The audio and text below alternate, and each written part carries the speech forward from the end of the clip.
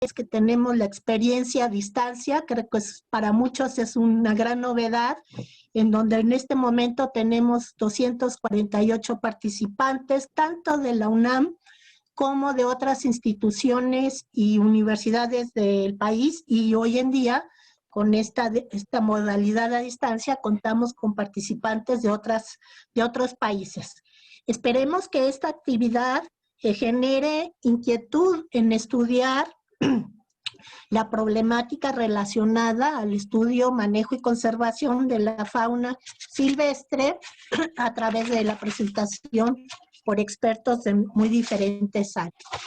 Le damos la bienvenida al doctor Jaime Jiménez, coordinador del Departamento de Biología Comparada de la Facultad de Ciencias de la UNAM, el cual nos va a hacer favor de inaugurar el seminario para que posteriormente les presente al doctor Luis Eguiarte. Gracias. Jaime. Sí, bueno, buenos días a todos. Este seminario, que este es el 12º, una felicitación a los miembros del Laboratorio de Vertebrados Terrestres que han sido constantes en este tipo de reuniones científicas, y aún ahora en esta desafortunada pandemia están las actividades vivas, las actividades académicas. Es muy importante lo que está sucediendo y me da mucho gusto declarar inaugurado a este seminario en honor al ilustrísimo maestro Rafael Martín del Campo, del que tuve gusto ser estudiante. Tenía una cultura exquisita y vastísima, y una simpatía y un carisma que desgraciadamente al perderlo muchos jóvenes y no tan jóvenes ya no lo pudieron conocer y disfrutar. Con esto declaro abierto este seminario, y sé que tienen un invitado distinguidísimo, el doctor Luis Eguiarte, que va a dar la primera conferencia. Mucho gusto y los dejo en magníficas manos.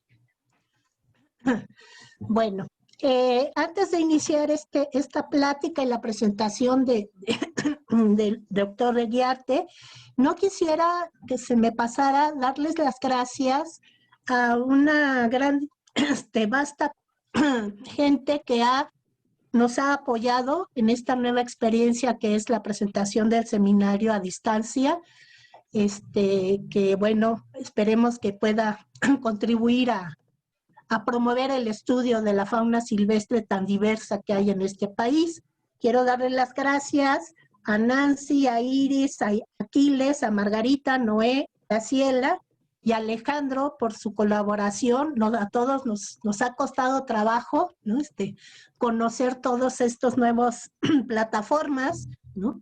Para llevarles a ustedes este seminario y la presentación de su primera plática, que es la genética de la conservación, recursos genéticos, biodiversidad y su impacto en la sociedad humana, que nos hará favor de presentar el doctor Luis Eguiarte Fruns, profesor investigador del Departamento de Ecología Evolutiva del Instituto de Ecología de la Universidad y también profesor de la Facultad de Ciencias. Es biólogo egresado de la facultad, obtuvo la medalla honorífica Gabino Barrera por el mejor promedio en el posgrado de Ecología. Es investigador en el área de genética de poblaciones, evolución y ecología molecular, filogenia, ecología de población y conservación de plantas, animales y bacterias.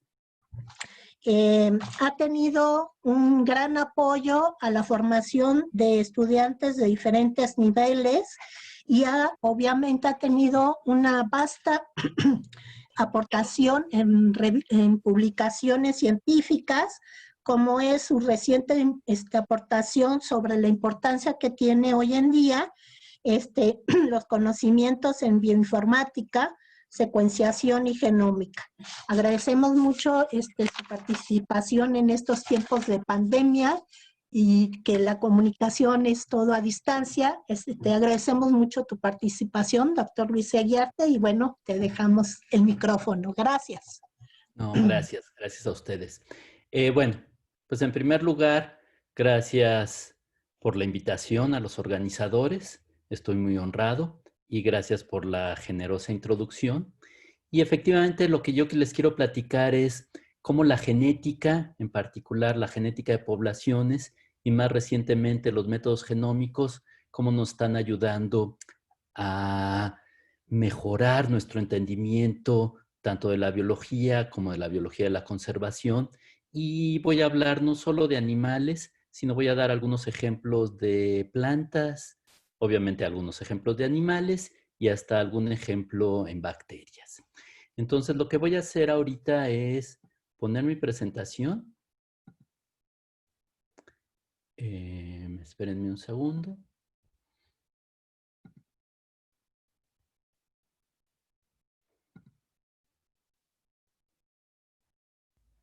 A ver, ¿ya me ven?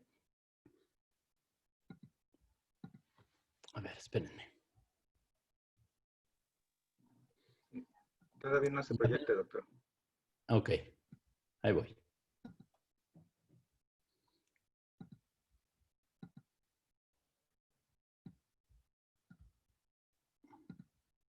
¿Ahora sí? Sí. Perfecto. Sí. Muy bien. Entonces, como les decía, les voy a platicar de genética de la conservación. Y además les voy a platicar de otro tema que son los recursos genéticos que voy a desarrollar, su relación con la biodiversidad y algunos impactos que pueden tener sobre la sociedad. Entonces,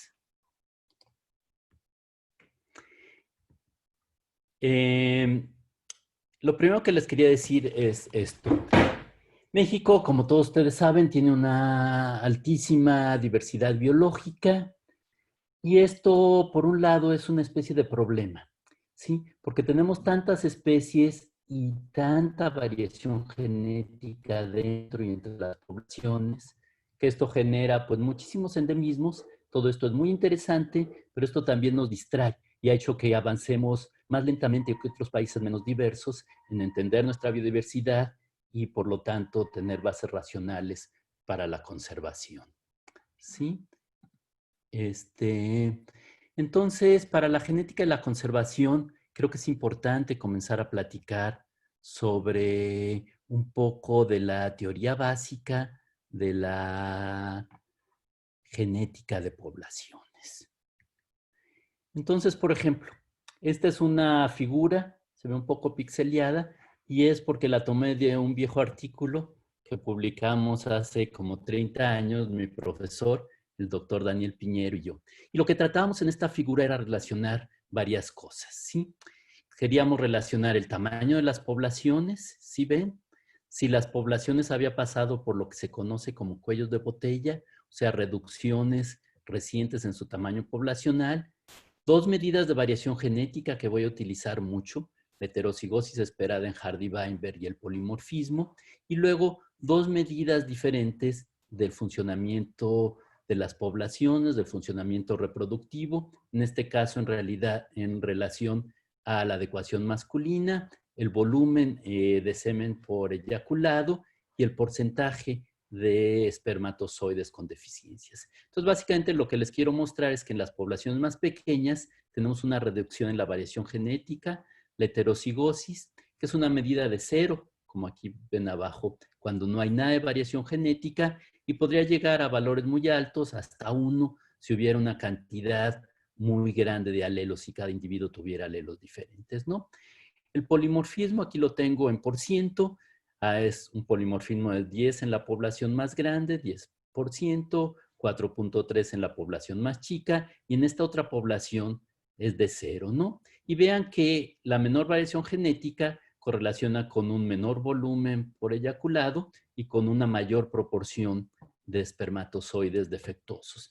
Entonces, esto nos va a correlacionar la variación genética con el funcionamiento y la viabilidad de las poblaciones que es lo que tengo en la siguiente transparencia, ¿no? Que existe una relación entre el tamaño de las poblaciones, la variación genética, el vigor de los individuos y algo que no enseñé, con su probabilidad de extinción, ¿sí? Entonces, estos 4 parámetros son los centrales para la genética de la conservación. Y ahora les voy a enseñar algunas gráficas. Esta es una gráfica de hace algunos años. Lo que tenían eran datos de distintas poblaciones de borrego cimarrón, Ovis canadensis, y tenían poblaciones de distintos tamaños, muy pequeñas, de 1 a 15 individuos, de 16 a 30 individuos, 31 a 50, 51 a 100 y más de 100. Y aquí tenemos la probabilidad de que se vayan extinguiendo estas poblaciones en unos 50 años, ¿sí? Y pueden ver que si las poblaciones eran de 100 o más individuos, prácticamente no se perdían estas poblaciones. Sin embargo, si las poblaciones son muy pequeñas, de menos de 15 individuos, había una probabilidad de perderse muy grande, ¿no? Entonces, bueno, pues esto era el primer punto. El tamaño de las poblaciones es importante y esto correlaciona con su probabilidad de extinción.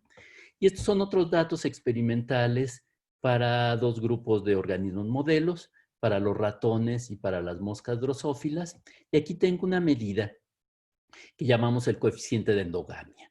El coeficiente de endogamia lo que mide es qué tan endogámicas se han vuelto las poblaciones. Por ejemplo, si tenemos una cruza entre hermanos completos, la endogamia pasa de 0 a 0.25 y se mantienen estas cruzas entre hermanos, eventualmente se llega a un coeficiente de endogamia de 1. Cuando el coeficiente de endogamia es de 1, lo que quiere decir es que ya no hay individuos heterózigos en las poblaciones, que ya no hay variación genética y vean que después de cierto umbral drásticamente cae la sobrevivencia de las poblaciones. Entonces otra vez tenemos una correlación entre la variación genética y la extinción de las poblaciones, ¿no? Todo esto es otra vez para recalcar que la genética es muy importante para la conservación. Ahora, en general, la genética de la conservación tendría estos 6 objetivos principales. El primero sería minimizar la extinción, pero ahora vamos a pensar no solo en la extinción en los términos clásicos de minimizar la extinción de poblaciones o especies, sino también a una escala más baja, tratar de evitar la pérdida de los alelos y también a escalas más altas, lo que es más importante, evitar la pérdida de grupos completos, no solo de especies, sino clados filogenéticos que pudieran ser, por ejemplo, géneros o aún familias, ¿no? Queremos mantener la mayor cantidad de variación genética y para eso lo que queremos es tener poblaciones lo más grande posible.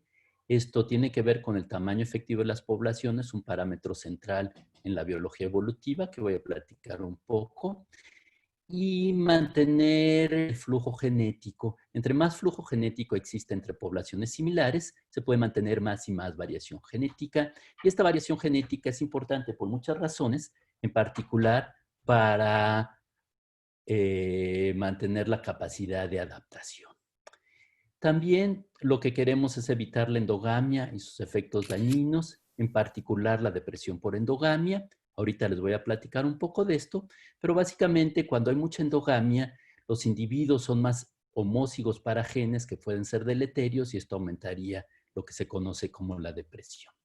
También queremos lo opuesto, reducir la depresión por exogamia. La depresión por exogamia sucede cuando se cruzan poblaciones que ya estaban diferenciándose y se obtienen individuos híbridos que funcionan mal en todos los ambientes. También lo que queremos es identificar especies distintas, subespecies y poblaciones que ya se están diferenciando que merecen ser manejadas de forma independiente, en particular, por ejemplo, en pesquerías, lo que llaman stocks, ¿no? Pero que pueden utilizarse para cualquier organismo. Y por último, la parte más triste para mí, pero más importante, dar prioridades. Como tenemos recursos económicos limitados, a veces tenemos que decidir cuáles van a ser las poblaciones o en casos peores, las especies que se van a conservar y cuáles son las estrategias para conservar estas poblaciones o estos individuos, etcétera. Y voy a desarrollar un poco estas ideas. Entonces, para la genética de poblaciones, es central definir estos conceptos, ¿no? En la genética de poblaciones, algunos de ustedes habrán oído las famosas ideas de genetic pool, pozas genéticas, y la idea es que una especie, que sería todo esto, está formado por una serie de poblaciones. En cada población tenemos distintos individuos, y aquí estoy representando para un gen particular los individuos que sean homózigos para un alelo, heterózigos, homózigos para el otro alelo. Entonces, la idea es que cada una de estas poblaciones tiene distintas proporciones de individuos. Estas proporciones van a dar distintas proporciones del alelo A mayúscula, que llamamos P, del alelo A minúscula, que sería Q. Y lo que queremos es entonces analizar cómo son las frecuencias alélicas entre las poblaciones, cómo son las frecuencias alélicas en la poza genética total, en la especie, y cómo el flujo genético mantiene, incrementa esta variación genética, y cómo las otras fuerzas evolutivas, en particular la selección natural y la deriva génica, eliminan la variación genética. ¿Ok? Bueno, entonces aquí tengo representada cómo podría o no cambiar las frecuencias alélicas en el tiempo. Si las frecuencias alélicas se mantienen constantes, básicamente quiere decir que las poblaciones cumplen los supuestos del famoso equilibrio de Hardy-Weinberg, que solo sucede en poblaciones ideales, que son muy grandes, en las cuales ahorita les voy a platicar, no hay deriva génica, el tamaño efectivo es muy grande, la reproducción es sexual, son diploides y los apareamientos son totalmente aleatorios. Si esto se cumple, las frecuencias alélicas no cambian. Y hace algunos años, Teodosius Dobzhansky definió evolución simple y sencillamente como el cambio en las frecuencias alélicas. Entonces, si hay distintos procesos evolutivos, en particular selección y deriva génica, van a ir cambiando las frecuencias alélicas y eso sería el corazón de la evolución, y esto nos da la pauta para toda la teoría de la genética de la conservación. ¿Ok? Entonces, tradicionalmente las fuerzas evolutivas serían los cambios aleatorios en las proporciones de los alelos, en las frecuencias alélicas, que es la deriva génica, los cambios conducidos por la sobrevivencia y reproducción diferencial de distintos alelos, que es el corazón de la selección natural, como bien definía Darwin. Luego, procesos de migración o flujo génico que conectan las poblaciones, como platicábamos hace rato, y entre más flujo génico va a haber menos diferenciación entre las poblaciones, y el origen de toda la variación genética, que son las mutaciones. Tenemos otros procesos como los sistemas reproductivos, la endogamia, la cruz entre parientes, que va a reducir la proporción de individuos heterózigos y eventualmente la variación genética en cada una de las poblaciones familiares, de los grupos familiares. Y por otro lado, la recombinación, que es un proceso muy importante, en particular, por ejemplo, en bacterias, la transferencia horizontal de alelos, que no voy a platicar mucho ahora, pero puede ser de interés. Entonces, como les decía en el libro Hardy-Weinberg, aquí tenemos el punto 2, las poblaciones deben ser casi infinitas, ¿sí? Los apareamientos deben de ser al azar, que es el punto 1, que las poblaciones estén aisladas, no lleguen alelos nuevos, y que todos los individuos tengan los mismos oportunidades de dejar descendientes, no hay diferencias en la sobrevivencia y reproducción. Todos estos son los supuestos del equilibrio Hardy-Weinberg. Y si no se cumple uno de estos supuestos, van a comenzar a cambiar las fuerzas, las proporciones de los alelos, las frecuencias alélicas, y las fuerzas evolutivas clásicas es los apareamientos muchas veces son entre parientes, tenemos endogamia. Si las poblaciones son pequeñas, automáticamente tenemos deriva génica y entre más pequeñas es más intensa, ¿sí?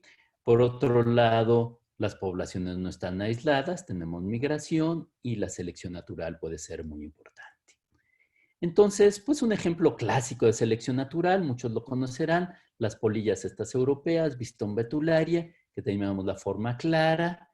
Los árboles en Inglaterra, en Europa, con la revolución industrial se cubren de hollín y tenemos las formas obscuras, melánicas, que aumentan de frecuencia alélica, pero en los años 60 comienza a mejorar la calidad del aire, por ejemplo en Inglaterra, y las polillas blancas comienzan a aumentar de frecuencia alélica. Entonces aquí tenemos cómo van cambiando las polillas claras, van desapareciendo las obscuras y van aumentando las frecuencias alélicas de las polillas claras, ¿no? Estos cambios generados por selección natural es el corazón de la biología evolutiva para el estudio de la adaptación y pueden ser importantes para la biología de la conservación. Ahora, la deriva génica. La deriva génica es un poquito más difícil de entender, pero básicamente son cambios aleatorios en las frecuencias alélicas. Entonces, si tenemos poblaciones chiquitas, como de 9 individuos aquí, las frecuencias alélicas cambian de una generación a la otra, simple y sencillamente por errores de muestreo.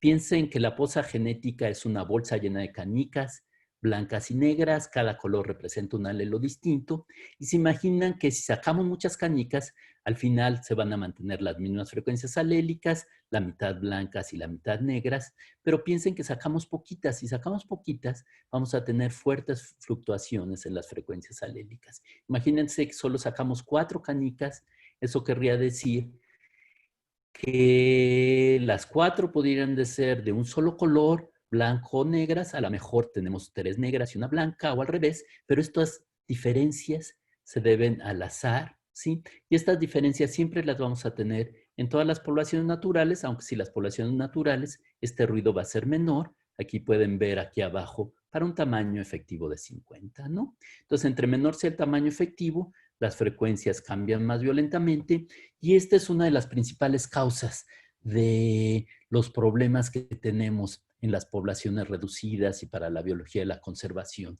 En estas poblaciones vamos a tener deriva génica, se va a ir perdiendo de forma automática variación genética y esta reducción en la variación genética va a tener los problemas que mencionaba hace rato.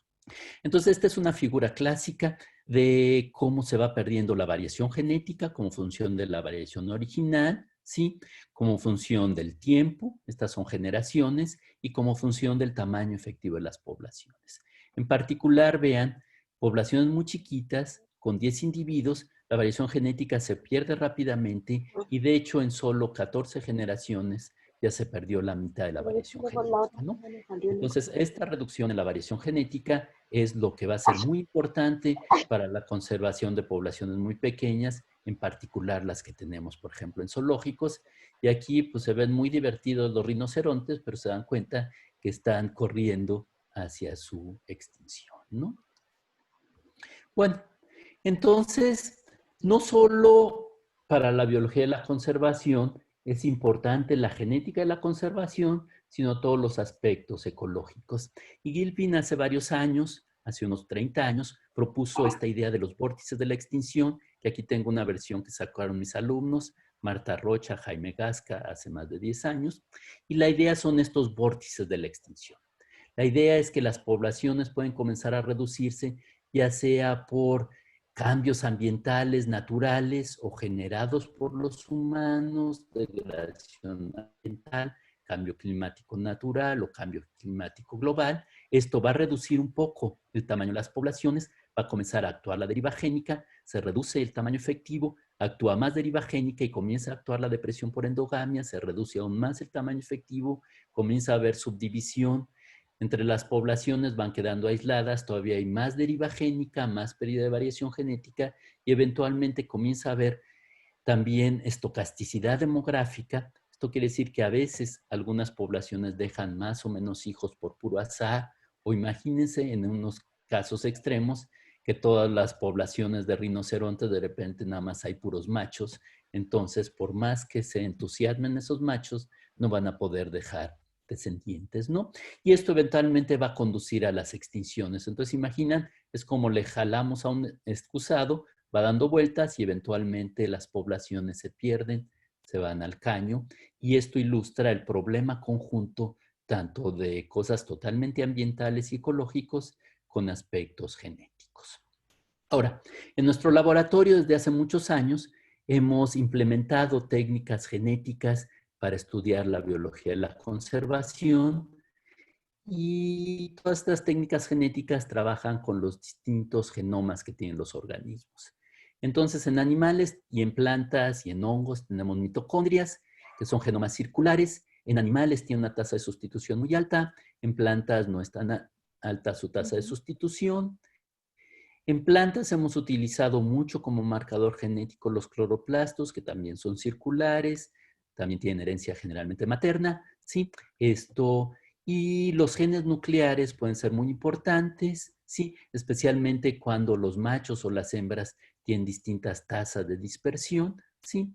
En plantas hemos tenido problemas porque puede haber muchos genes duplicados y mucho tiempo fue complicado trabajarlos.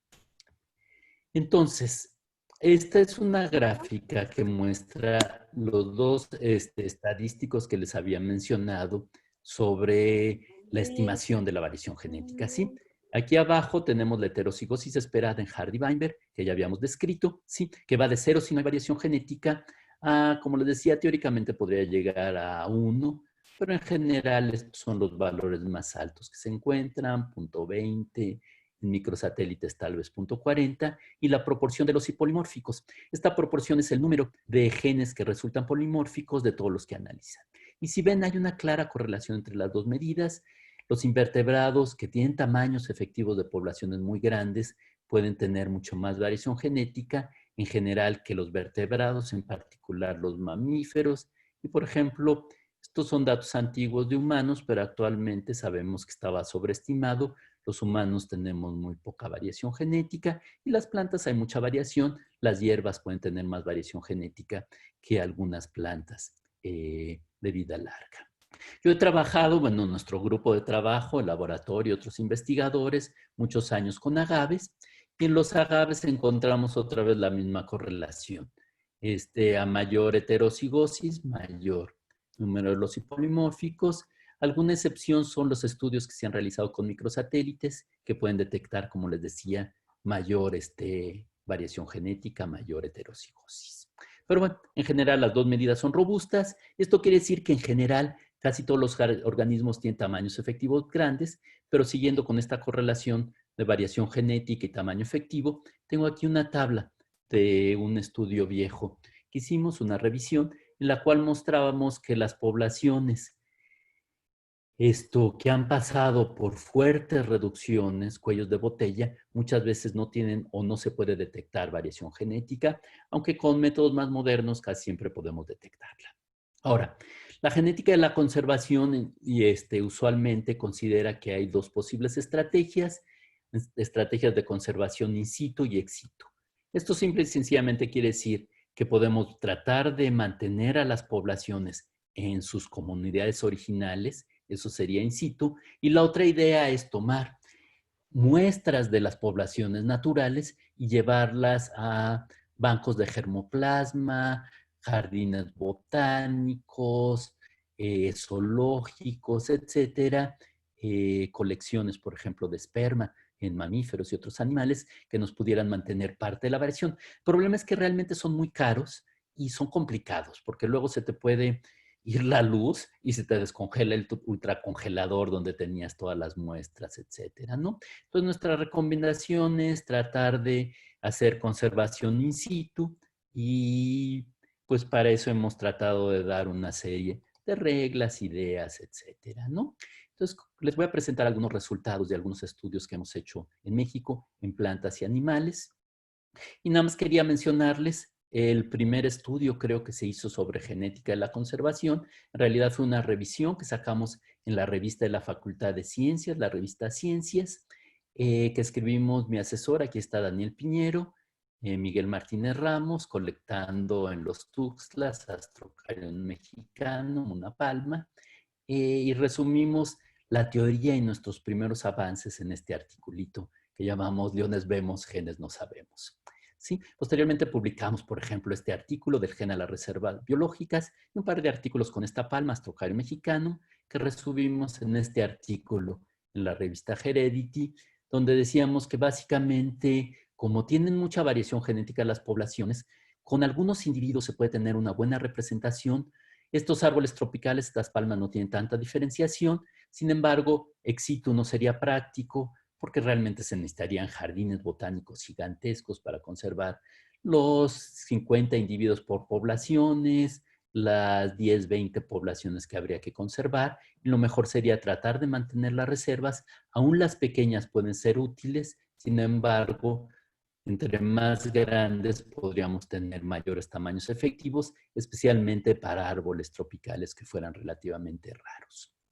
Hace algunos años, hace unos 5 años, Gabriela Castellanos, que era mi alumna de doctorado, hizo una revisión de estudios de genética de la conservación en México y encontró solo 164 artículos que mencionaban Conservation Genetics. La mayor parte eran para plantas, la mayor parte de estos de plantas, ahorita les voy a enseñar, son para coníferas y para agaves, pero 18% eran en mamíferos. Ahora, hace ya 12 años se publicó el famoso estudio del país, Capital Natural de México, y aquí Daniel Piñero y colaboradores analizaron cuántos estudios, estos son de genética de poblaciones en general, había para microorganismos, hongos, plantas en México, y bueno, para microorganismos solo encontraron 11 estudios de genética de poblaciones, para hongos solo 2 de un estimado de 6,000 especies, para plantas para 97 especies, que suenan bastantes, pero de un estimado, pues yo creo que fueron conservadores, yo creo que hay como 30,000 especies de plantas en México, ¿no? Y la mayor parte otra vez eran pináceas, estudios hechos por Dani Piñero y colaboradores, y agaváceas en esos tiempos principalmente hechos en nuestro laboratorio. Y así hicimos una revisión hace unos 7 años sobre lo que se sabía de la genética y la biología evolutiva de agaves, y en particular queríamos saber cuánta variación genética había en los agaves, ¿no? Entonces, otra vez tengo aquí el índice de la heterocigosis, que va de 0 alrededor de como 0.5. Entre más alto quiere decir que hay más variación genética en las poblaciones. Y aquí tengo una medida que no les había mencionado, que es la medida de la diferenciación FCT, que va de 0, si todas las poblaciones tienen exactamente los mismos alelos en las mismas proporciones, y puede llegar hasta 1, si todas las poblaciones tienen alelos completamente distintos. Entonces, dividí los estudios en 4 cuadrantes. La mayor parte de los estudios quedan en este cuadrante. Y esto quiere decir que la mayor parte de los agaves tienen mucha variación genética y poca diferenciación entre sus poblaciones, lo cual correlaciona, por ejemplo, que muchos son polinizados por murciélagos que pueden moverse mucho y como son plantas que viven mucho tiempo, podrían estar acumulando mucha variación genética por mutaciones y además muchas de las poblaciones pueden ser relativamente altas, ¿no? Entonces, en estos 4 cuadrantes tendríamos varios casos interesantes para la biología de la conservación. En particular, este caso, aquí el cuadrante 4, sería el más difícil para la biología de la conservación porque se necesitarían, como hay mucha variación en cada población, conservar muchos individuos para tener representados casi todos los alelos, pero además, como son muy distintas las poblaciones, mantener la mayor parte de estas poblaciones muy distintas.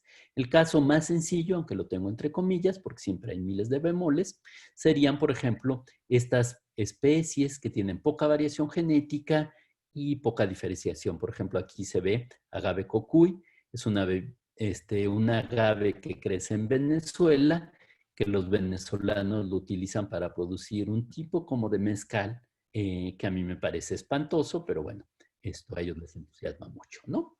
Bueno, ahora en los agaves, por ejemplo, hay este patrón que me parece interesante, que las poblaciones más norteñas, las que se encuentran en Arizona, y las más sureñas, como la que mencionaba de agave cocuy en Venezuela, tienen menos variación, y las del centro de México tienen más variación genética. Entonces, esto también sugeriría que es importante también conservar estas poblaciones. Y por otro lado, nos habla de la biología evolutiva. Seguramente los agaves surgieron en el centro de México y de ahí han tenido más tiempo para evolucionar y han podido mantener más variación genética. Ahora, esta es otra gráfica que obtuvimos donde muestro la variación genética promedio de las especies silvestres de agave y la variación genética promedio que tienen las poblaciones cultivadas de agave. Sí que hay una reducción del 58% en la variación genética y esta reducción puede ser muy importante para el otro aspecto de la plática que les quería mencionar, los recursos genéticos de especies cultivadas. Estos recursos genéticos pueden ser muy importantes para estas poblaciones, para mantener estos cultivos, especialmente frente al cambio climático global, ¿sí? Entonces estamos perdiendo variación genética en muchas poblaciones cultivadas y esto pudiera ser muy importante para el futuro y luego voy a tomar estas ideas. Ahora, unas ideas básicas de genética de la conservación las podemos ilustrar con este trabajo que hizo una alumna que se acaba de recibir de doctorado en Francia, pero fue su tesis de licenciatura, Natalia Martínez Ainsworth, con 2 especies de agaves íntimamente relacionadas, agave striata en el gran desierto chihuahuense, ¿sí? Y agave stricta básicamente alrededor de Tehuacán, Cuicatlán, una distribución mucho más restringida. Y entonces ella trabajó con cloroplasto y encontró en cloroplasto, aquí lo que tenemos es la genealogía de los haplotipos, 8 haplotipos que ella encontró, ¿sí? Entonces pueden ver que hay unos haplotipos más distintos, estos haplotipos, este otro grupo de haplotipos, y básicamente lo que encontró es lo que llamamos una estructura filogeográfica muy clara, ¿sí? Que las poblaciones sureñas corresponden a estos haplotipos, las centrales corresponden a estos haplotipos y las norteñas a los haplotipos que tenemos aquí, H4, H7 y H6, ¿sí? Entonces, en este caso, ¿qué es lo que recomendaríamos para la biología de la conservación? Bueno, básicamente lo que recomendaríamos sería, si hay que dar prioridades, darle prioridades a las poblaciones que tengan los alelos y alelos más diferentes, que sería, por ejemplo, esta 1, que nos conservaría estos alelos, la población 2, que nos conservaría este alelo, la población 3, que no tiene variación genética, pero nos mantendría este alelo, y posteriormente la 4, que solo tiene un alelo, pero es muy distinto, y la 5, ¿no? Entonces, con este juego de 5 poblaciones tendríamos todos los alelos, pero se dan cuenta que todavía nos faltan más estudios, muestreamos pocas poblaciones, por ejemplo, hacia el norte, podríamos muestrar más poblaciones, y además no sabemos en este estudio particular qué dice la variación nuclear. Esto es solo para el cloroplasto. Bueno, también trabajando en cloroplasto, en una especie de una distribución mucho más amplia que agave stricta, parecida a agave striata, pero todavía más amplia, que es agave lechuguilla. Agave lechuguilla podría ayudarnos a definir el gran desierto chihuahuense, y en su gran distribución, otra vez obtuvimos la red de haplotipos para el cloroplasto, y pueden ver que otra vez hay estructura filogeográfica. Aquí tenemos los haplotipos rojos, aquí tenemos los haplotipos azules, los haplotipos amarillos y verdes, y haplotipos mezclados. Y otra vez, tratando de definir las poblaciones, pues aquí tenemos la población 1, que es la más diversa, que sería la que sería más importante para la conservación, la 2, la 3, etcétera, ¿no? Entonces, serían algunas ideas básicas. Sin embargo, hemos tratado de dar índices más formales, más cuantitativos, y este es un agave muy bonito, agave regina. Muchos de ustedes lo habrán visto en colecciones, jardines botánicos. Alrededor de Torreón le llaman la Noa, y como es tan bonito, ha sido muy colectado, y de hecho esto ha estado en el comercio internacional, pero la ventaja es que algunas poblaciones se encuentran en estos acantilados que son casi inaccesibles. Entonces, Alejandro Martínez Palacios, un investigador ahora en Michoacán, en esos tiempos alumno de doctorado, lo que hizo fue colectar todas las poblaciones, bueno, todas las poblaciones conocidas, aquí está la distribución, analizar en estos casos con isoenzimas, ver qué tan distintas eran las poblaciones, y luego con esto tratamos de proponer un índice en el cual consideramos qué tan distintas son las poblaciones en términos de sus nodos en esta genealogía. Entre más distintas tienen menos nodos, son más basales, su distancia genética a las otras poblaciones, la variación genética, y además teníamos estimaciones del tamaño de las poblaciones. Entonces, sumando todos estos elementos, tratamos de decidir cuál era la población que nos interesaría más conservar. Aquí decidimos darle más peso a las más pequeñas, que eran las más urgentes para ir a muestrear para jardines botánicos o definir como reservas, y fue la población 9, que le di aquí el valor más alto, A. Y aquí tenemos las otras poblaciones que resultaban más importantes, ¿no? La 9, la 5 y la 1. Entonces, este sería un criterio posible para definir cuáles serían las poblaciones que serían más importantes para la conservación. Otro ejemplo que nos parece interesante es este ocotillo, Fuqueria cerevisiae. Es pariente cercano al ocotillo normal, ¿sí? Fuqueria splendens, pero tiene otra arquitectura, otra forma de flores, y es fuerte endémico a parches de yeso en el desierto chihuahuense. Estas son todas las poblaciones conocidas. Aquí marqué Torreón, aquí marqué Cuatro Ciénegas. Solo hay unas 11 poblaciones conocidas. Muestreamos todas, pero como les decía, los problemas de la conservación ex situ, en unas vacaciones de Navidad se fue la luz, no sonó la alarma y se perdieron las poblaciones que están en negro. De los datos que teníamos, esto lo logró analizar Andrés, y estos son los datos que obtuvimos, ¿no? Entonces, Jonás Andrés lo que encontró fue que había una estructura filogeográfica muy clara. Estas poblaciones eran muy distintas de estas otras poblaciones y solo 2 poblaciones con variación genética, ¿no?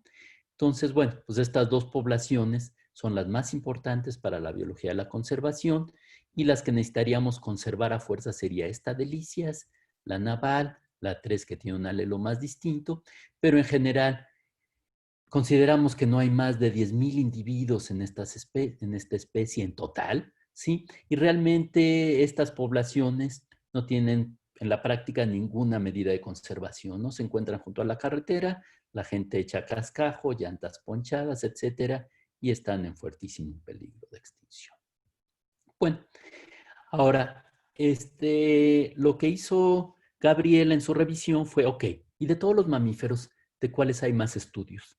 Encontró que en los mamíferos, estudios en México de genética de la conservación o que mencionaban aspectos de la genética de la conservación, 42% era con roedores, ratones y parientes, lo cual no es sorprendente porque son uno de los grupos más diversos. El siguiente grupo, que también es el segundo más diverso, los murciélagos, pues también tenían más estudios, ¿no?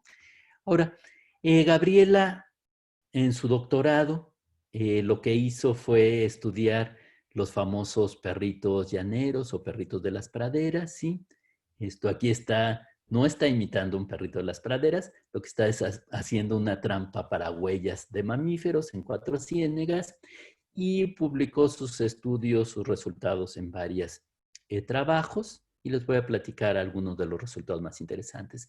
Entonces sí, toda esta es una montaña de perritos de la pradera muertos porque han sido considerados este organismo plaga en Estados Unidos y mucho tiempo se eliminaron activamente, pero recientemente ha quedado claro que si eliminas a los perritos llaneros, las praderas comienzan a cambiar de estructura, se vuelven lugares llenos de arbustos, matorrales espinosos y desaparecen los pastizales y entonces con sus madrigueras y su actividad le dan un nicho donde pueden vivir muchos otros animales y mantienen activamente estas comunidades. Por eso los llaman a veces ingenieros ecosistémicos y son claramente especies claves. Si los remueves, cambia la comunidad, pero están amenazados por distintas cosas como las campañas de erradicación, pérdida de hábitat, fragmentación de su hábitat y la introducción de la peste que ha tenido efectos devastadores. En México se reconocen, y les voy a mostrar datos que apoyan que hay 2 especies, Sinomos ludovicianus, que tiene una distribución muy amplia, aunque en México está amenazado, y el perrito llanero mexicano, Sinomis mexicanus.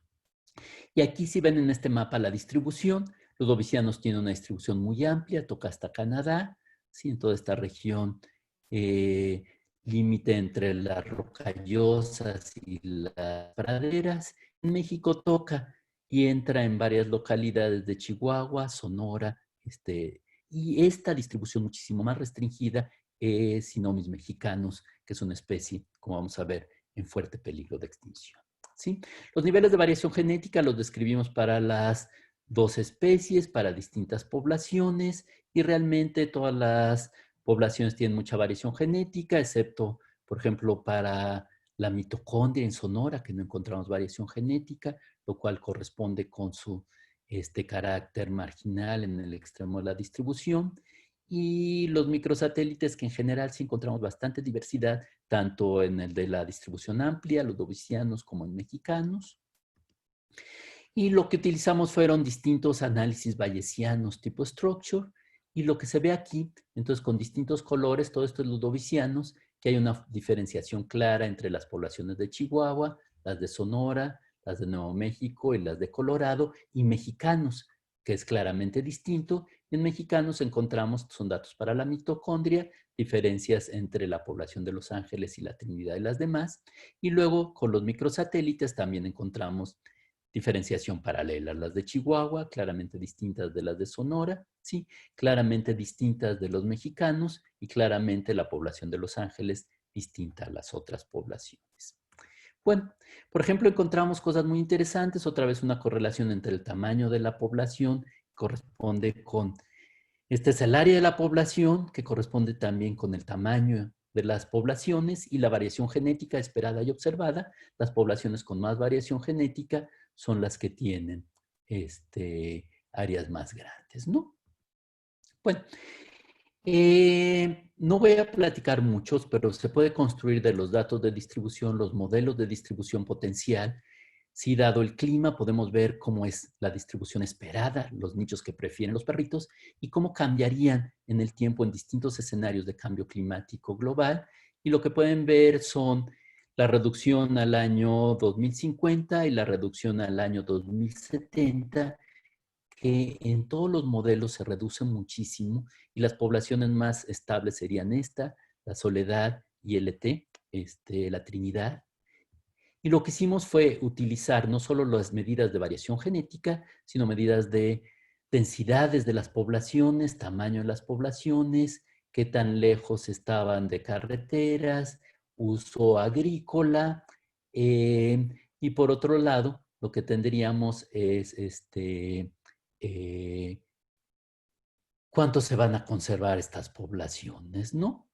Entonces, bueno, lo que sugería era que estas tres poblaciones, la Trinidad,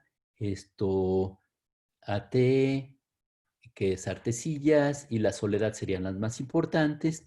Y bueno, pues esos son los datos que publicamos. Sin embargo, actualmente nos han llegado reportes de Pronatura y otras gentes que hay problemas muy fuertes de conservación porque se ha comenzado a destruir algunas de estas poblaciones para sembrar papas, aparentemente para papas fritas, ¿no? Bueno, entonces, unas buenas noticias. En el Museo del Desierto, en Saltillo, se mantienen poblaciones. Esta población está creciendo, podría utilizarse para la reintroducción. Y lo que hicimos en colaboración no solo con Gabriela, sino en particular con Jocelyn Gutiérrez en su tesis de licenciatura, fue analizar qué tan distinta era la población del desierto de las demás. Se parece efectivamente más a la de Los Ángeles, donde nos habían dicho los cuidadores que era de donde provenían los individuos. Sin embargo, al hacer un análisis detallado de la proveniencia, encontramos que sí, muchos individuos, todos sus genes parecían venir de Los Ángeles, pero otros individuos tenían genes que venían de otras poblaciones como el Salero, etcétera, ¿no? Entonces, esto es común. No siempre se tienen los mejores registros en estas poblaciones y puede haber algunos detalles que pueden ser importantes cuando se quiera hacer la reintroducción. Y bueno, pues nada más las conclusiones es que Chihuahua y Nuevo México son reservorios de variación genética, Sonora es muy distinto en ludovicianos y en sinomes mexicanos, pues lo que necesitamos es mitigar la fragmentación y especialmente la pérdida de hábitat y mantener conectividad, ¿no? Las del Museo del Desierto podrían utilizarse para reintroducirse, pero a lo mejor quisiéramos incrementar su base genética. Ahora, en el laboratorio también hemos trabajado otros aspectos como conservación en bacterias. No voy a hablar mucho. La doctora Valeria Sousa les podría hablar muchísimo sobre la diversidad de estas bacterias, qué tan distintas son, y su conservación. Nada más les quería mostrar algunas transparencias. Utilizando nuestros datos de variación genética, diversidad de estas bacterias, propusimos en este artículo ideas para que se conservaran y ayudaron a conservar la conectividad entre los lugares. Sin embargo, se sigue extrayendo agua, por ejemplo, en este sistema el Churince. En los últimos años se secó completamente esta laguna intermedia de los Güeros.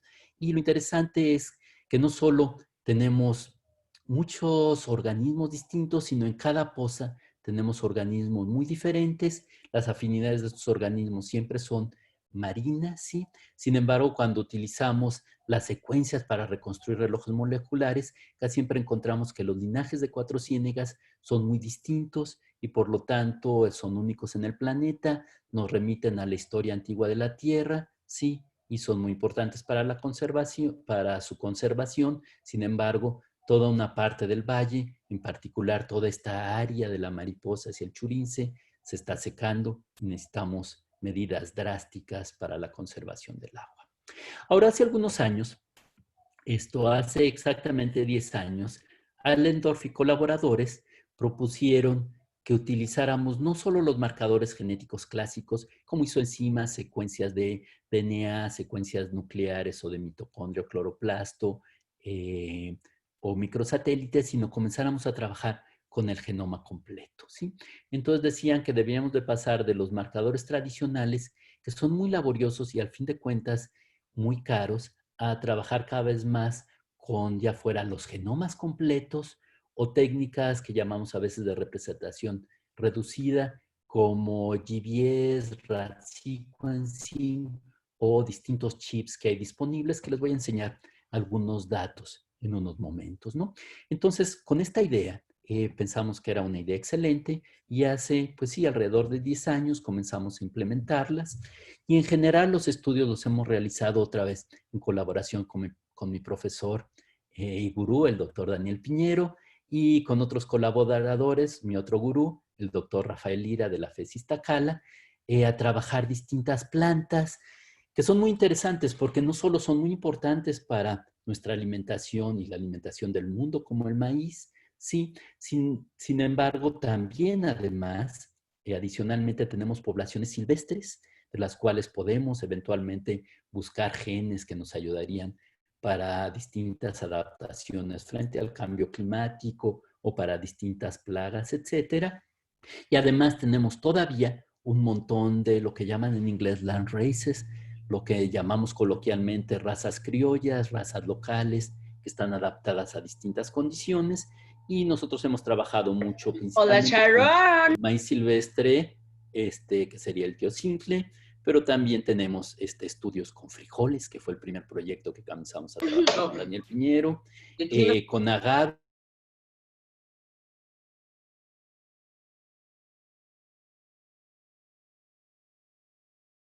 Ok.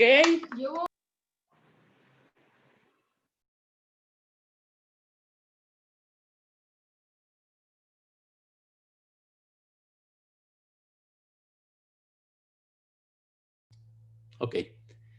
¿Me oyen? Voy a continuar. Entonces, no sé en qué momento se apagó el micrófono, pero le estaba platicando sobre frijoles y les estaba platicando sobre Se le los trabó el otros micrófono. organismos. Ya abrí. Sí, yo creo que apagaron a los que estaban gritando y entonces también se apagó. Pero básicamente lo que estaba platicando son los estudios que hemos hecho con distintas especies de plantas cultivadas y sus parientes silvestres. ¿Ok? Entonces, bueno, aquí tenemos una transparencia muy bonita que preparó Azalia cuando era alumna de doctorado de Daniel Piñero, donde tenemos aquí el teocintle, aquí el chile silvestre, aquí el frijol vulgaris silvestre, aquí el algodón silvestre y las distintas formas de las razas criollas que tenemos en México, tanto de maíces, chiles, frijoles. ¿Cómo estás? A ver, les pido a todos que cierren. Cállese, pelonzoas. Les pedimos, por favor, que apaguen sus micrófonos. Gracias. No, gracias. Bueno, el problema es que si le cierran el micrófono,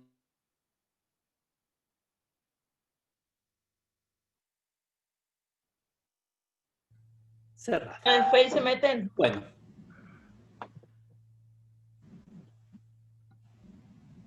Ok. Entonces, esta es una figura que prepararon mis amigos, Daniel Sizumbo, Patricia Colunga, donde tenemos los lugares donde ellos consideran que sucedió la domesticación del maíz, sea maíz, Phaseolus vulgaris, el frijol, y aquí aparecen las calabazas. Entonces yo les quería platicar de nuestro proyecto de las calabazas. Sí, aquí tenemos registros arqueológicos y las calabazas en particular son de los organismos de los cuales tenemos datos más antiguos de domesticación en el Nuevo Mundo y tal vez sean de los más antiguos que se domesticaron en general por la humanidad. Entonces, las calabazas cucurbita es un género pequeño, hay como 20 taxa, especies en el mundo, 15 de ellos son nativos de México y es un grupo relativamente pobremente estudiado comparado con principalmente maíz, pero también con los frijoles, y no existen buenos datos de diversidad genética ni buenas colecciones de su germoplasma, especialmente de la parte silvestre. ¿Ok? Entonces aquí les quería mostrar la diversidad de especies cultivadas que hay en el género: el chilacayote, Cucurbita fisifolia, la cucurbita sudamericana, que a veces le llaman zapallo, que también corresponde a las calabazas tipo Halloween, cucurbita pepo, donde tenemos las calabacitas, los zucchinis, cucurbita gyrosperma, que especialmente se utiliza para semillas, a veces se le llama calabaza pipiana, y su pariente, la calabaza de Castilla, que tiene distintas aplicaciones, principalmente para ser utilizada como dulce. Esta es la filogenia, sí, en la base tenemos varias cosas silvestres, luego el chilacayote, y por aquí tenemos con una estrella las distintas domesticaciones. Y aquí lo que quería mostrarles es los cambios que han sucedido en la domesticación. El primer cambio es las semillas pasan de ser pequeñas y tóxicas a las semillas de calabacita, las pepitas que todos conocemos, que son edibles, pero también han sucedido otros cambios que les voy a mostrar ahorita, que las plantas sean cada vez más grandes, que las plantas sean cada vez los frutos más dulces, ¿sí? Y también que algunas cosas como las flores sean menos tóxicas, menos amargas y puedan ser consumidas, lo mismo que las guías. Entonces aquí tenemos, por ejemplo, las calabazas relacionadas a Argyrosperma moscata y las silvestres, y una muestra en nuestro invernadero de todas las calabazas que trajimos de alguna expedición, ¿no? Bueno, y aquí lo que le quería mostrar es otra vez las silvestres, las formas cultivadas de la calabaza pipiana y algunas monstruosidades que pueden llegarse a obtener por selección artificial de estas calabazas que las utilizan en los concursos de las ferias estatales en Estados Unidos y Europa. Aquí ven que necesitan pues un tractor para jalarlas, que aquí la están revisando los jueces a ver si no están podridas, a ver si pueden participar. Y aquí tenemos otras monstruosidades. Aquí en un concurso europeo, una calabaza que pesaba nada más 1,600 kilos, ¿no? Bueno, entonces les voy a platicar de algunos resultados que hemos obtenido con la calabaza pipiana. Esto es parte de la tesis de Guillermo Sánchez, ¿sí?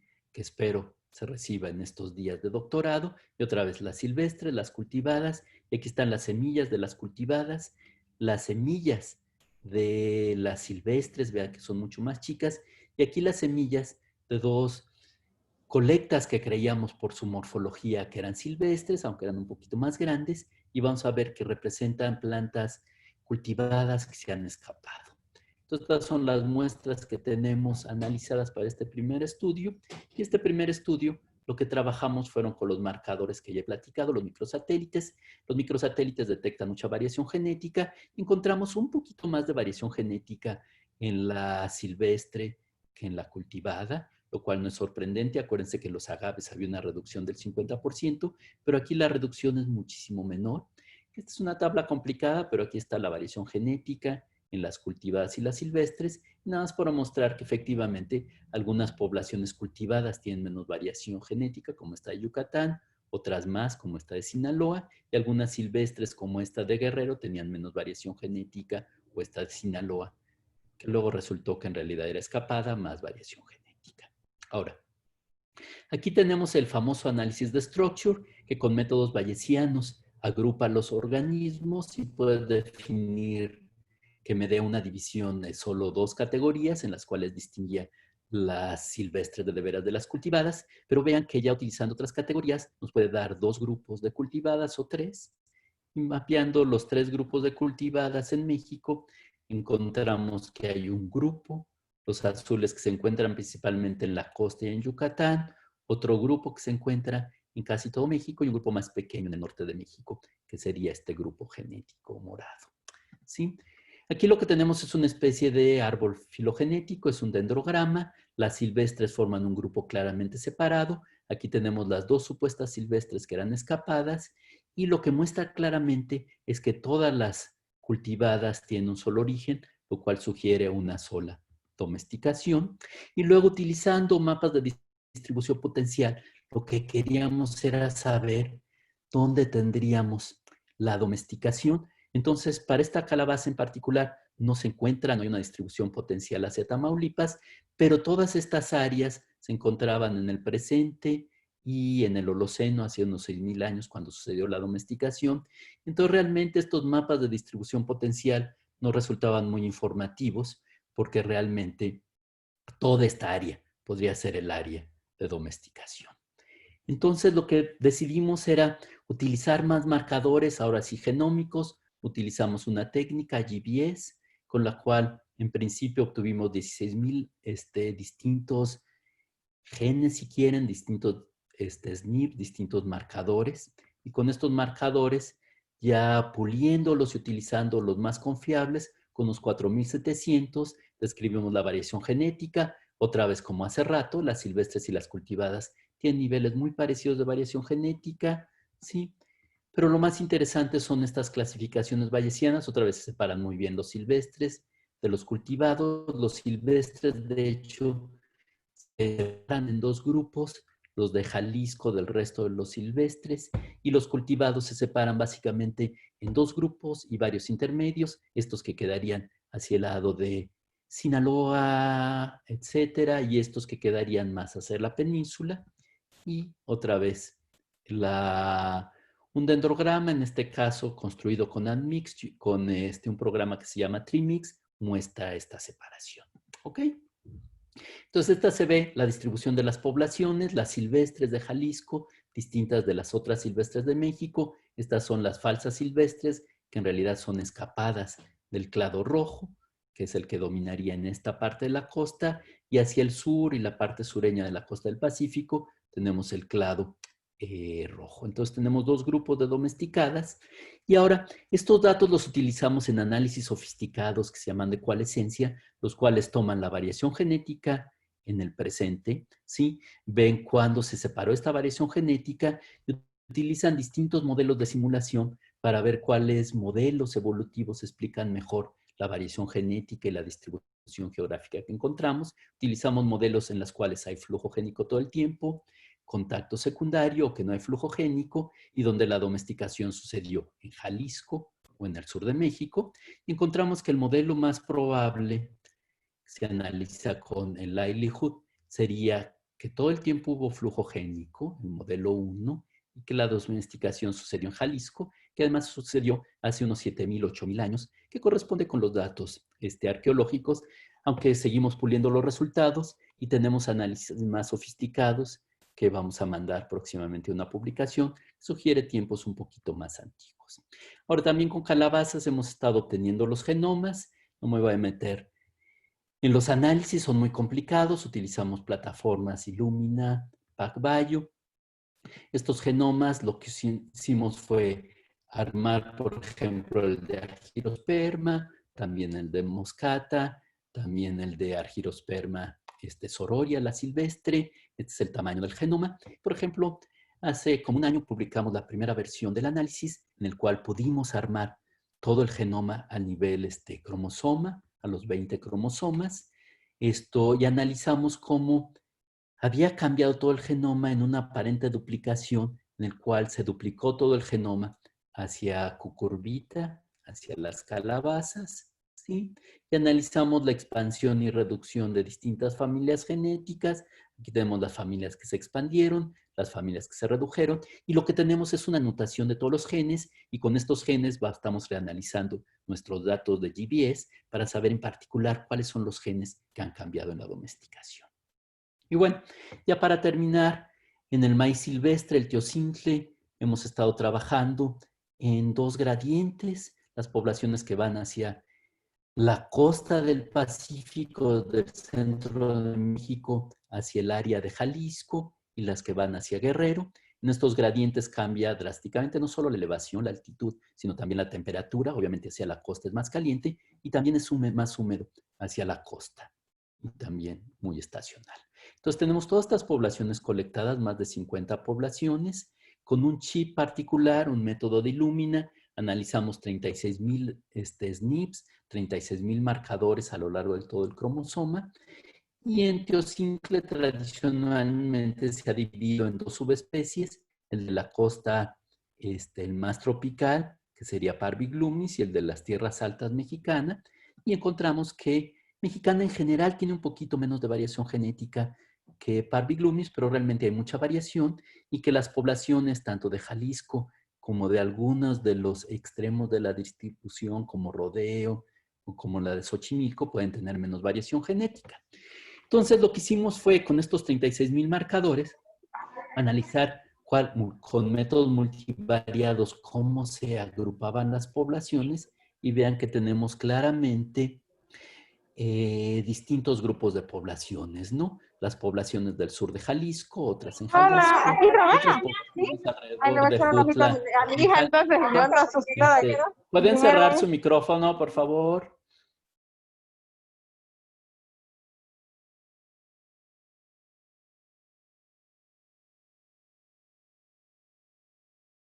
De las poblaciones, y lo que necesitaríamos en principio, sin saber más, pues sería conservar poblaciones de cada uno de estos grupos particulares del teocincle, sea mexicana, Parviglumis, y sea mexicana, sea maíz mexicana, pero lo que encontramos es que también las poblaciones en los extremos son muy distintas. ¿Sí? Este es nada más lo que hicimos, un análisis con Vallescan, tratando de encontrar genes candidatos. Y luego lo que buscamos, estos genes candidatos son genes que tienen frecuencias alélicas muy distintas. Encontramos que en general las poblaciones que se encuentran más lejos de lo que llamó Jonas el centroide geográfico, ¿sí? El centro de la distribución, hacia los extremos tienen menos variación genética. Entonces quisiéramos conservar las poblaciones más centrales, que tienen mucha variación genética, pero las poblaciones que están en los extremos son las que tienen más de estos genes con frecuencias alélicas distintas, candidatos, que aparentemente se están adaptando a condiciones climáticas y de suelo particulares. De hecho, estos son el número de genes candidatos que encontramos adaptadas a condiciones particulares de temperatura o de precipitación o a condiciones particulares del suelo como el fósforo o el nitrógeno o aún el pH, que no son muchos genes, pero están claramente correlacionados. Entonces aquí lo que mostramos es a lo que queremos llegar en la genómica de la conservación. Son los 10 cromosomas en el maíz, en el teocinte, y la distribución de los distintos SNPs que encontramos que correlacionaban con adaptaciones a condiciones climáticas y de suelo.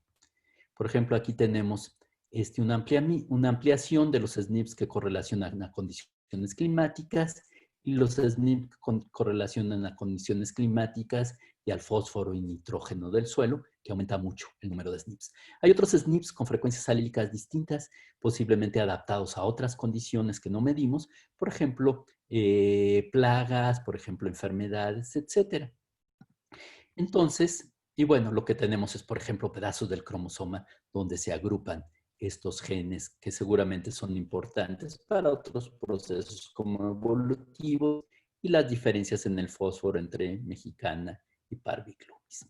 Entonces, este estudio de teocincle nos muestra varias cosas interesantes. El teocincle se puede cruzar con el maíz y podemos movilizar estos genes adaptados a condiciones extremas de sequía, estacionalidad, tipos extremos de suelos, suelos muy pobres, suelos con muchísimas metales pesados que podrían ser importantes para permitir que se adaptara en el futuro, por ejemplo, el maíz, y por eso consideramos que es súper interesante utilizar la teoría de la genética, de la conservación y genética de poblaciones para el mantenimiento de estos recursos genéticos, especialmente frente a los problemas que vamos a tener de cambio climático, pero al mismo tiempo necesitamos con estos datos para los cultivos proponer reservas vivas para el teocincle, etcétera. Efectivamente, Manatlán se propuso para otras especies de sea maíz perennis y diploperennis para conservarlas, pero necesitaríamos ir pensando en estas reservas, también mantener las razas criollas y obviamente hacer mejores colectas de germoplasma aún ex situ, porque aunque sea muy caro, creo que va a ser muy importante mantener estos recursos genéticos para el futuro de la humanidad. Y ya con esto les quiero agradecer muchísimo su atención.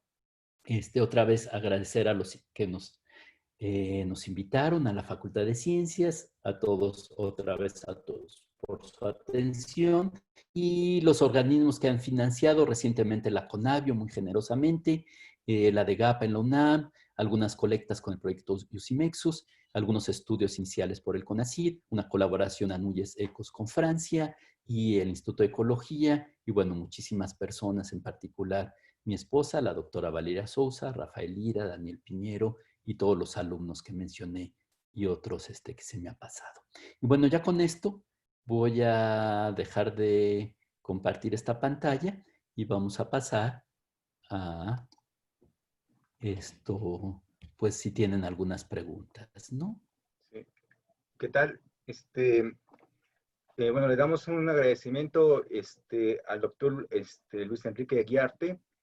Gracias por su excelente conferencia y una disculpa a todos nuestros asistentes por las No interrupciones se que hubieron. escucha. Sí. ¿Me escuchan? ¿Me escuchan? Yo escucho bien, ¿eh? Así. Y les despedimos que justamente una disculpa a todos los asistentes porque las intermisiones que tuvimos a lo largo de esta parte de la conferencia, ¿no?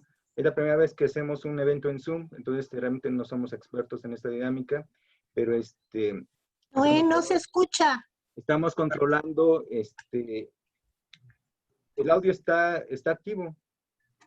Yo he oído bien, ¿eh? Sí, sí se escucha bien. Katy, prueba tu audio. Activa A tu lo audio. mejor es algo local de la red de los que no están escuchando Sí, aquí. exacto. Se oye muy bien. Sí, porque bueno, entonces, bueno, vamos a... Aquí está. Aquí está. Perfecto. Muy bien. Antes de vernos comunicados, bueno, tenemos saludos desde Bolivia, Argentina, Puerto Rico y Ecuador. Entonces nos han estado viendo desde diferentes países y también de varios estados de México, ¿no? Por ejemplo, de la Ciudad de México, de Guanajuato, de Oaxaca, de Yucatán, mandan saludos. Y, por ejemplo, aquí hay una pregunta. A ver, déjenme ver. Ajá. Sí, déjenme checar. Sí. Pueden, los que no escuchan, por favor, pueden, creo que la mayoría pueden escuchar. ¿Me escuchan? Yo sí oigo perfecto, ¿eh? Sí. Perfecto. Sí, Sí, perfecto. Muy bien. sí, los que no escuchan, por favor, activen su audio.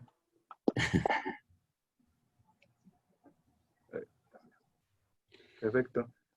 ¿Alguna pregunta? Preguntas por el chat. Ajá, sí, por el chat mándenlas y yo las voy contestando cuando me las lean, ¿no? Exacto. A ver, saludos también desde Brasil, nos están viendo desde Brasil. Le mandan saludos también por la interesante conferencia. Aquí hay una pregunta de Flavia Violeta López. Dice, ¿cuál Ajá. puede ser la explicación desde el punto de vista evolutivo de este rasgo tan extendido? Pero ella menciona, dice, hola doctor, mi pregunta es la siguiente. En general, las poblaciones poseen mecanismos que favorecen la exogamia. Y la pregunta es... Bueno. Sí, es una pregunta complicada. Porque efectivamente en vertebrados necesitamos exogamia, ¿no?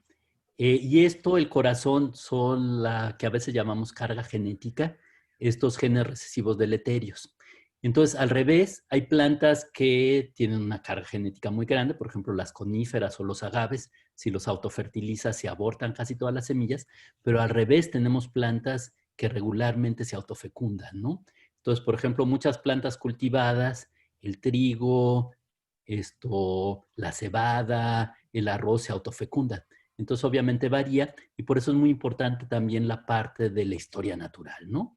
Con marcadores genéticos podemos inferir cosas de historia natural, pero siempre necesitamos el trabajo dedicado de, pues ahora sí, los ecólogos, los naturalistas, de ir al campo y ver qué está sucediendo y tratar de entender, en el caso de los animales, pues los patrones de flujo génico, qué tan filopátricos son los machos o las hembras, etcétera. Entonces, todos esos detalles que no hemos comentado son absolutamente críticos para la conservación de las poblaciones, la conectividad, etcétera, que se va a necesitar. Entonces, cada caso es distinto, pero en general, muchísimos de los organismos sí necesitan evitar la endogamia, ¿no? Sí, aquí hay otra pregunta de Marta Gual. Dice, ¿las especies endémicas es más difícil su conservación? ¿Tienen poca variación genética? ¿O es igual que las plantas y los animales? No, es una pregunta súper interesante. Ujú. Porque las especies endémicas, su problema es que como su distribución es muy localizada y algunas, además de ser endémicas, son raras, pues entonces hay pocos individuos y necesitamos conservarlos, ¿no? La ventaja que tienen muchas de las especies con distribución restringida, endémica, puede ser, si la distribución es muy, muy restringida, que en realidad ya pasaron por cuellos de botella. Entonces ya se perdió esta carga recesiva de genes deleterios y a veces puedes mantenerlas fácil con poblaciones muy pequeñas. ¿Sí se imaginan? Si siempre han sido pequeñas las poblaciones y han sobrevivido, no tenemos esta carga genética. Las más difíciles luego de conservar son las que eran muy comunes y se reduce mucho la población, ¿no? En Estados Unidos está el famoso ejemplo de la paloma, como le decía, no mensajera, sino pasajera, ¿no? Que cubría, parece que en el Middle West, en las praderas, no veías el sol en días de tantas palomas que había, la gente las cazaba con singular alegría y de repente se redujeron las poblaciones y se redujeron, aunque había muchas, cada vez fueron reduciendo más y más y más, aparentemente porque tenían pues una carga genética muy alta, ¿no? Entonces, al revés, especies que son comunes pueden ser más difíciles de conservar si se redujeran mucho sus poblaciones. Entonces, luego es difícil dar reglas generales de dedo y otra vez yo creo que es importante analizar especie por especie. Era lo que les decía, que es el problema de México, que tenemos tantas especies que no podemos tener buenos datos para todas las especies y vamos a necesitar concentrarnos en especies que luego les llamamos especies emblemáticas, especies bandera, especies carismáticas, etcétera, ¿no? Pero bueno, en general es complicado, ¿no? Sí. Sí, muchas gracias, doctor. Le mandan saludos desde Tijuana. Muchas gracias por excelente conferencia. Y hay una pregunta Gracias. de Mireli. Dice, mi pregunta es, el caso de fauna silvestre, ¿recomendaría la conservación ex situ si su hábitat ya no es viable, como el caso del ajolote o la vaquita marina? Bueno, otra vez, cada especie tiene sus bemoles, ¿no? El ajolote yo creo que no es imposible restaurar humedales para mantener poblaciones viables. El ajolote, como ustedes saben, es un organismo modelo y hay poblaciones, colonias grandes en Europa y aún colonias ex situ en México. Yo creo que se podría reintroducir sin mayor problema. No conozco los datos de variación genética. Habría que hacer buenos estudios de variación genética para tratar de atender estas reintroducciones.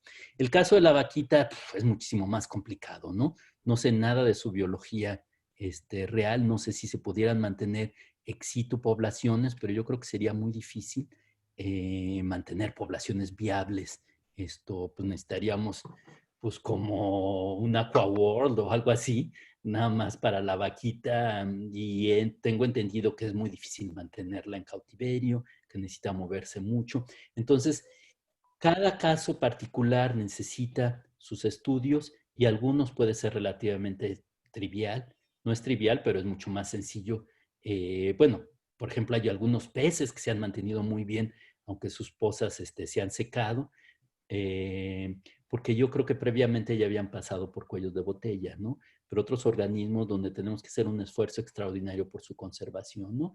Yo creo que yo soy optimista, aunque no tengo los datos, pero yo creo que todavía podría conservarse la vaquita marina. Yo creo que lo último que tenemos que hacer es declararnos, no, ya, quedan poquitos ya al Chile, ¿no? Esto que tenemos que hacer un esfuerzo real y activo por conservar estas especies emblemáticas, que además se dan cuenta, nos ayuda a conservar todo el resto del ecosistema viable y sano, ¿no? Por eso son también muy importantes algunos de estos organismos. Entonces, caso por caso, pero acuérdense que ex situ cuesta muchísimo. Por eso yo siempre preferiría mantener cosas in situ, porque además se conserva todo el resto del ecosistema y sus funciones, ¿no? Correcto. Sí. Hay otra pregunta de Sergio Díaz que dice, se mencionó que la exogamia podía llevar a depresión genética, pero ¿cómo se relaciona la introgresión de genes nuevos en una población? Bueno, otra vez es complicado, ¿no? Muchas especies de forma natural tienen dispersión a larga distancia, algunos eventos de dispersión de genes a larga distancia pudieran ser útiles para la adaptación. Sin embargo, para el manejo de poblaciones es cuando se piensa mucho en esto de la depresión por exogamia, ¿no? Los ejemplos clásicos son especies, bueno, especies incipientes que se están adaptando a condiciones climáticas muy distintas o ciclos de vida particulares donde los híbridos no funcionan bien en ninguna condición, ¿no? Los libros de texto mencionan ejemplos de cabras donde se han cruzado poblaciones de lugares muy fríos con lugares más tropicales y los individuos híbridos ni funcionan bien en el frío ni funcionan bien en el calor, ¿no?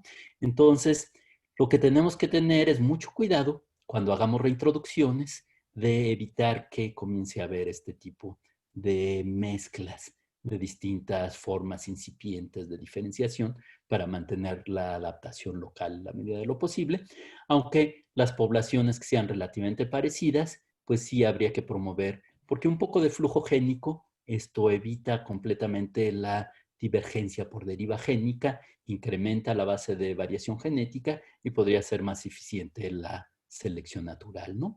Entonces, tampoco hay reglas de dedo. Lo que quisiéramos es evitar hacer esas mezclas, evitar, por ejemplo, si no tienes buenos datos, pero por ejemplo para mamíferos, aves, y hay subespecies descritas, pues nunca mezclar de las subespecies, ¿no? Si hay algunos datos, pues evitar mezclar las que vengan de distintos clados filogenéticos, etcétera, ¿no? Entonces esa es la recomendación, pero otra vez habría que trabajarla uno por uno, si tenemos los recursos, ¿no? Perfecto. Hay otra pregunta de Juana Karina. Dice, bueno, son dos preguntas. ¿Considera que este tipo de estudios debería estar incluidos para establecer las áreas naturales protegidas? Y la segunda pregunta, ¿podríamos utilizar estas herramientas en ambientes marinos como arrecifes? Ok, entonces para la primera, indudablemente todas las herramientas genéticas pueden ser muy útiles para definir y hacer la conservación. Por ejemplo, en el caso de Cuatro Ciénegas, queríamos evitar que se extrajera agua de otros valles cercanos que nosotros decíamos el agua era muy parecida, estaban conectadas y genéticamente demostramos que estaban conectadas y ayudamos cuando menos por unos años a reducir la extracción de agua en esos valles, ¿no? Entonces, bueno, acuérdense que una reserva ecológica es un compromiso entre lo que quisiéramos los biólogos, los datos que tenemos los biólogos y lo que se puede hacer, las necesidades, etcétera. Entonces, indudablemente son herramientas muy poderosas. Ahora, para el caso de organismos marinos, pues las herramientas son igualmente poderosas.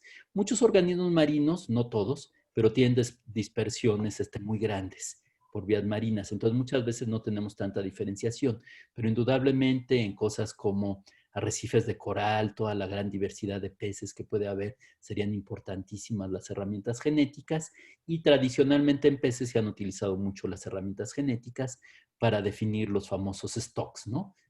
Cuántos grupos de organismos hay, etcétera. O las mismas ballenas que han servido los datos para definir si hay grupos diferenciados en el norte del Pacífico, en el norte del Atlántico, el sur, etcétera, para ballenas y otros organismos. Entonces, indudablemente se pueden utilizar y bueno, pues hay que comenzar a trabajar. Y lo que ya no les mencioné, pero los métodos genómicos al principio sonaban muy caros, los precios siguen reduciéndose. De hecho, ahorita nos sale más barato trabajar cosas como GBS, RADSEC, que trabajar los microsatélites, que son mucho más complicados. Y por otro lado, esto al principio nos costaba mucho el trabajo informático, ¿no? Y cada vez hay mejores métodos, más sencillos, computadoras más poderosas y servidores que nos pueden ayudar a trabajar estos datos. Entonces yo creo que tenemos que dar todos un paso en esa dirección hacia la genómica. Sí, bueno, hay más preguntas, pero también por cuestiones del tiempo, para respetar el tiempo del seminario, y los tiempos también de los asistentes, se las haremos llegar al doctor Luis Eguiarte. Sí, y bueno, muchísimas gracias. Les agradecemos, pues, bueno, también hay saludos de varios países, Gracias. estados, que excelente plática, excelente conferencia. Y bueno, les agradecemos mucho su atención. Nada más unos anuncios. Para los que no se lograron conectar, esta conferencia se va a poner justamente en YouTube y después se va a subir a la página de Facebook del Seminario Rafael Martín del Campo, la página de laboratorio. Entonces, para que estén pendientes. En la cuestión de la lista, la maestra Margarita les va a mandar el link. De hecho, ya está aquí en el chat para que lo puedan, se puedan poner ahí en la lista, ¿no? Y bueno, los invitamos a la siguiente conferencia del martes 8 de septiembre con la conferencia de biodiversidad mastozoológica y extinciones en el Pleistoceno tardío.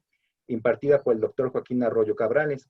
Y bueno, le agradecemos mucho a la conferencia del doctor Luis Eguiarte. No, gracias a Fue una ustedes. excelente conferencia y agradecemos por su tiempo y esperamos seguir contando con su Sí, participación.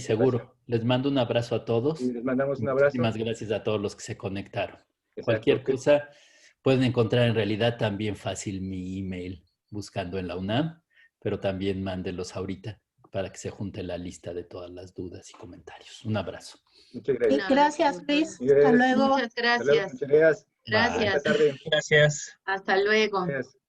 Muchas gracias. Hasta Gracias. luego. Gracias. Nos vemos en la próxima. Gracias. Saludos. Gracias, felicidades a todos. Gracias.